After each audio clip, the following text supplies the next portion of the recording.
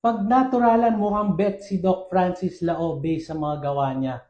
Okay, so tama ka no, Ma'am Navea, no? Dito sa Spectra Skin and Body Center, of course, gusto natin ma-achieve lahat ng mga goals nyo, no?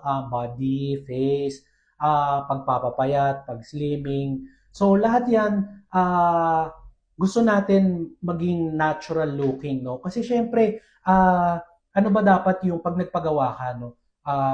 Gusto mo yung parang pag nakaharap mo yung tao is tatanungin, oh, something is nice with you, no? O hindi yung parang, uy, nagpagawa ka ng ganito, nagpagawa, yon. So, sa akin, mas gusto ko yung parang, ay, ang ganda mo may something parang glowing ka. Yon, ganun, ganun dapat, no?